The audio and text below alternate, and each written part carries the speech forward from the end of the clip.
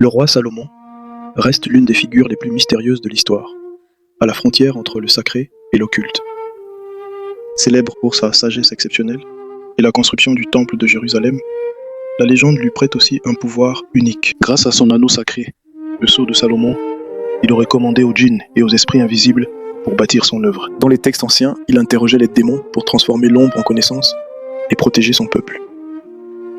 Était-ce une réalité physique ou une métaphore sur la maîtrise de nos propres passions intérieures? Qu'il soit magicien ou sage parmi les sages, le mystère de Salomon fascine encore aujourd'hui. L'anneau sacré de Salomon, remis par l'archange Michel, lui donnait une autorité absolue sur les esprits. Ce sceau sacré, gravé sur l'or, forçait chaque démon à l'obéissance et à la vérité. Ornias, une créature dérobant l'énergie vitale des ouvriers, fut le premier esprit à être soumis. Le roi n'utilisait pas que la force, mais l'intelligence pour découvrir la faille de chaque démon. Même le redoutable Asmodée fut contraint de travailler à la construction du temple de Jérusalem.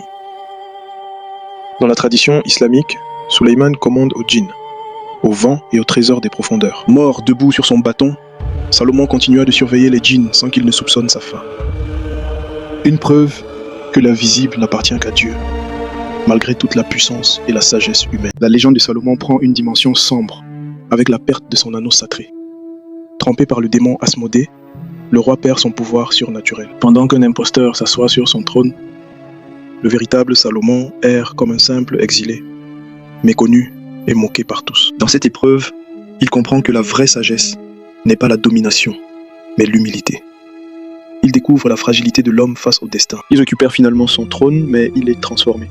Le vrai danger n'était pas le démon extérieur, mais la corruption lente de son propre cœur. Salomon devient ainsi le symbole du combat face à ses propres ténèbres.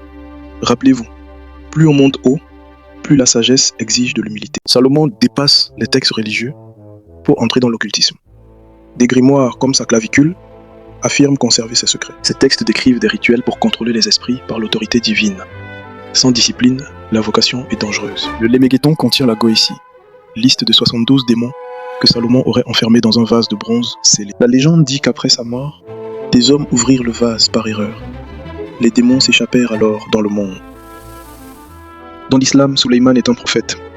Les djinns lui obéissaient par décret divin, non par magie noire. Le sceau de Salomon est un symbole universel de protection entre le visible et l'invisible. Salomon reste une frontière entre deux mondes.